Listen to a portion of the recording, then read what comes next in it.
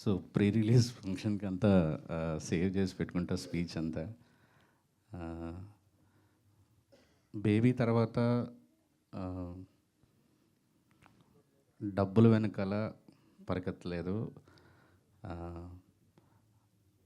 మళ్ళీ ఒక సాటిస్ఫాక్షన్ ఉంది ఆ సినిమా ఆడినన్ని రోజులు, ఒక 30-40 రోజులు. అలాంటి ఎక్స్పీరియన్స్ మళ్ళీ కావాలని కోరుకొని ఒక మనసుకు నచ్చిన ఒక కథ రాసుకున్నాం. చాలామంది రైటర్స్కి ఒక ఫీలింగ్ ఉంటుంది ఏంటంటే, మనం చాలా ఇమాజిన్ చేసుకొని రాసుకుంటాము. సో అది వేరే డైరెక్టర్ చేతిలో పెట్టినప్పుడు ఎంత లేదన్నా ట్రాన్స్లేషన్లో కొంత పోతుంది.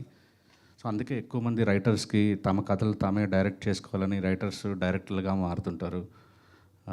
ఏం చేసినా సరే ఖచ్చితంగా అది ఎగ్జాక్ట్గా ట్రాన్స్లేట్ అవ్వదు అనేది నమ్మే వాళ్ళలో నేను కూడా ఇన్ని రోజులు ఉండేవాడిని. నేను వారం క్రితం ఫస్ట్ హాఫ్, సెకండ్ హాఫ్లో ఆల్మోస్ట్ హాఫ్ పార్ట్ చూశాను. అండ్ నిజం చెప్తున్నాను హార్ట్ఫుల్గా, నేను నిజంగా ఈ కథని ఇంత బాగా తెలియను. రవి ఫస్ట్ హాఫ్ ఇంటర్వెల్ టైంకి నా కళ్ళల్లో నీళ్ళు, అంటే నేను రాసుకున్న కథే అవ్వచ్చు కానీ కళ్ళల్లో నీళ్ళు గారిపోతున్నాయి ఇంటర్వెల్ చూస్తుంటే. నేను అదే ఎడిటర్ సంతోష్ గారు కూడా ఉన్నారు సాక్ష్యంకి. రవి నిజంగా నేను కూడా ఇంత బాగా తీయలేను రవి, బేబీ కంటే మంచి సినిమా తీసావు రవి, హార్ట్ఫుల్గా చెప్పాను. Thank you Ravi.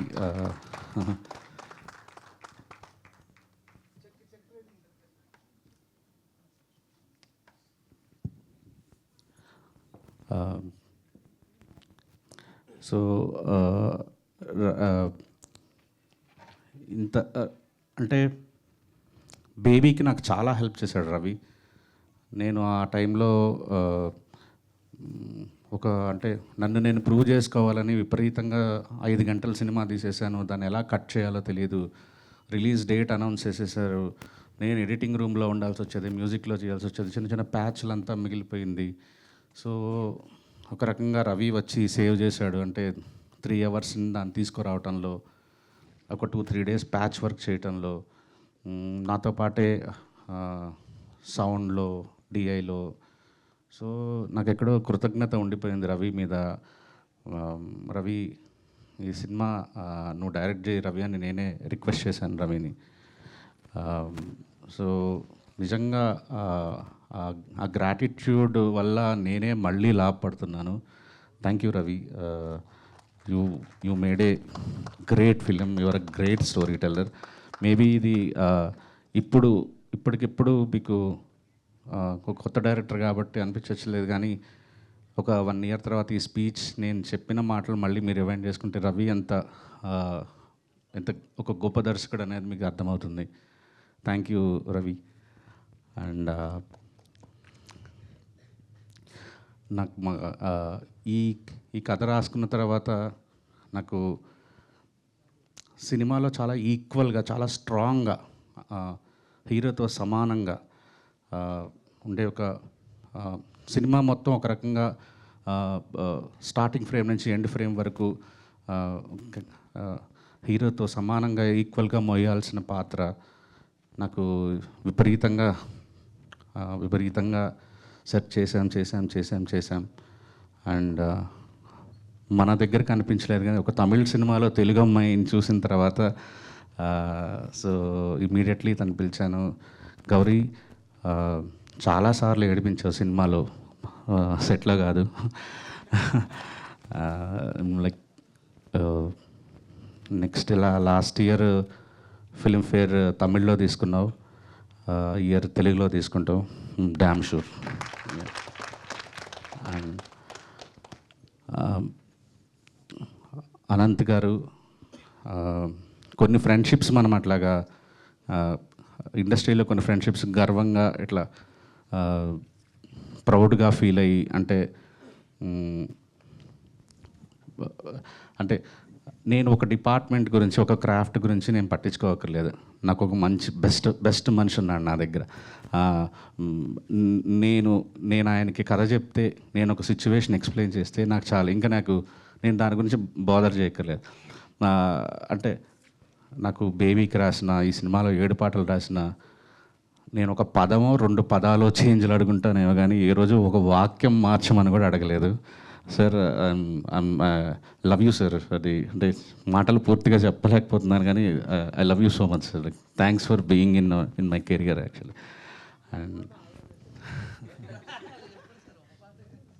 And Dheeraj, happy birthday Dheeraj. And your a great friend. బేబీతో అంటే తన కెరీర్ ఎప్పటి నుంచి స్టార్ట్ చేసిన బేబీతో ఒక టర్న్ తిరిగింది. చెన్నై లవ్ స్టోరీ ఖచ్చితంగా ఒక పెద్ద లార్జ్ స్కేల్లో తను తీసుకెళ్తాడు ఫర్ షూర్. అండ్ బియాండ్ మా ఫ్రెండ్షిప్, ప్రొడ్యూసింగ్ పార్ట్నర్ కంటే, డిస్ట్రిబ్యూటర్ కంటే, ఎగ్జిబిటర్ కంటే కూడా ఒక great friend Dheeraj. Thank you Dheeraj. And ఈ సినిమాకు కూడా మాకు డబ్బులు ఎలా తీసుకొచ్చి పెట్టామని కోరుకుంటున్నా, ఎక్స్పెక్ట్ చేస్తున్నా. అండ్ మా ఎస్కేన్ గారు, యా, ఇద్దరం కలిసి ట్రావెల్ చేస్తున్నాం. నేనంటే ఒక బ్లైండ్ నమ్మకం.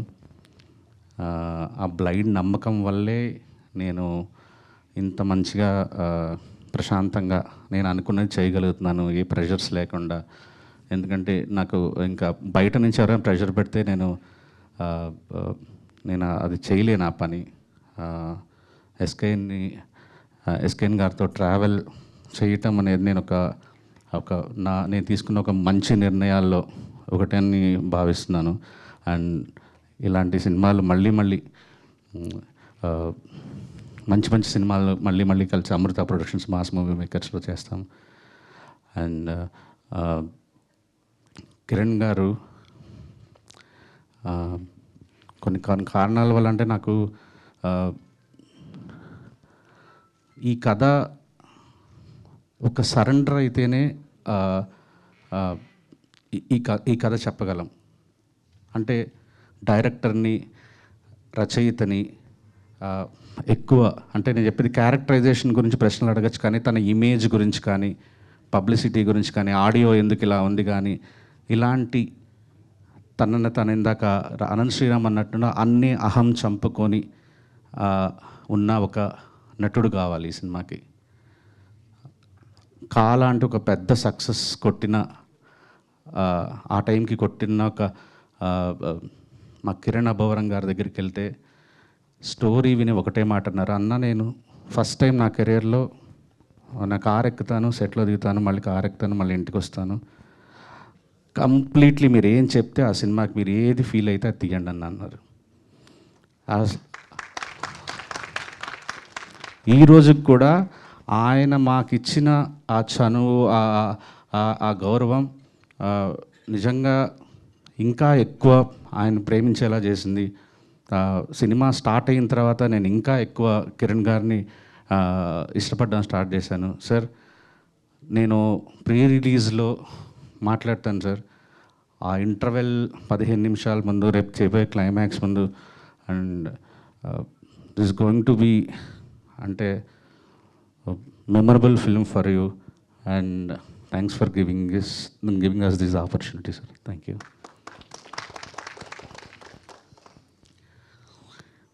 అండ్ లాస్ట్గా ఒకరికి థ్యాంక్స్ చెప్పేస్తాను. యాక్చువల్లీ నేను ఈరోజు ఈ స్టేజ్ మీద నిలబడడానికి చాలా గర్వపడుతున్నాను. ఇది గత 1.5 ఇయర్గా నేను ఆ ప్రౌడ్ మూమెంట్స్ అనుభవిస్తూనే ఉన్నాను. అది మా మణిగాడ్ వల్ల.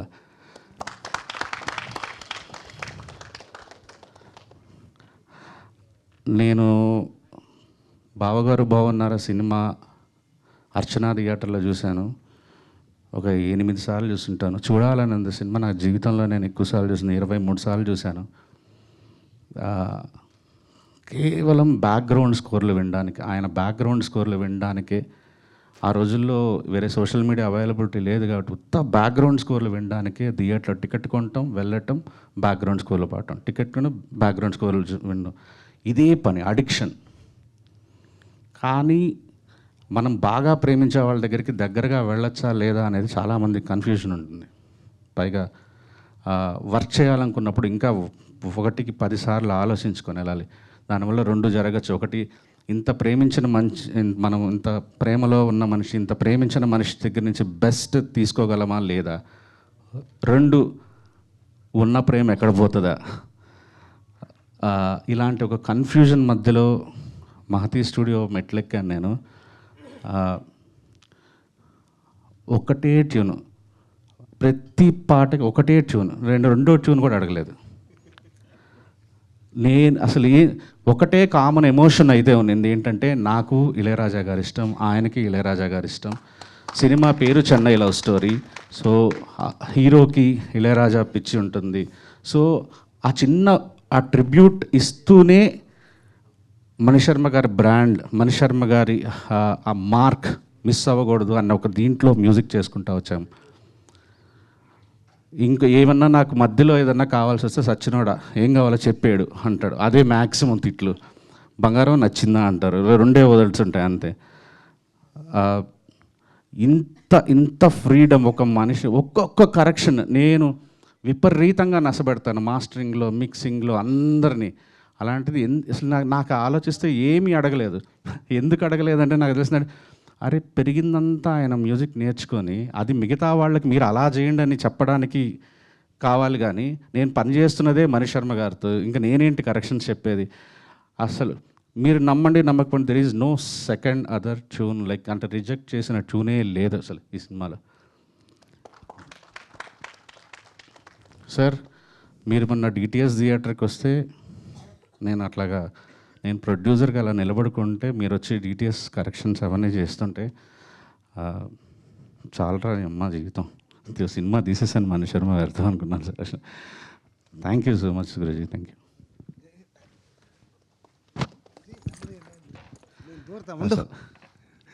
ఏంటి ఏమన్నా? అందరికీ నమస్కారం. ఫుల్ ద టీమ్ అలాగే ఉండాలి. మనం ఏం చేసాం,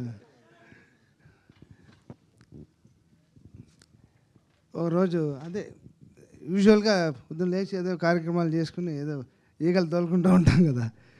ఈయన వచ్చారు. అంటే ఈయన పరిచయం లేదు, నేను డైరెక్టర్ సార్, ఇలా బేబీ సినిమా చేశాను. ఓకే ఓకే, నాతో ఏం పని ఉంటుందని అనుకుంటా. సరే సార్ మీరు మ్యూజిక్ చేయాలి సార్, నా హార్మోని ఎప్పుడో ఎక్కడ ఉందో కూడా తెలియదు అంటే ఆయనే వెతికి పట్టుకు దాన్ని దుమ్ము దులిపి అలా కూర్చోబెట్టాడు. నన్ను కూర్చోబెట్టి వర్క్ స్టార్ట్ చేసాం. వర్క్ స్టార్ట్ చేసిన తర్వాత ఒక ట్యూన్ అయిన తర్వాత తెలిసింది, అమ్మో ఇదే ఏదో లోపల నుంచి బయలుదేరింది. అదే ట్యూన్లన్నీ బ్రహ్మాండంగా తీసుకున్నాడు. వర్క్ చేసాం బ్రహ్మాండంగా. ఇంకా వీళ్ళు డెస్టినీ మన అందరికీ మంచి జరగాలని I wish all the team. కిరణ్తో 2వ సినిమా నేను చేయడం. And then I wish the team all the best. Thank you so much.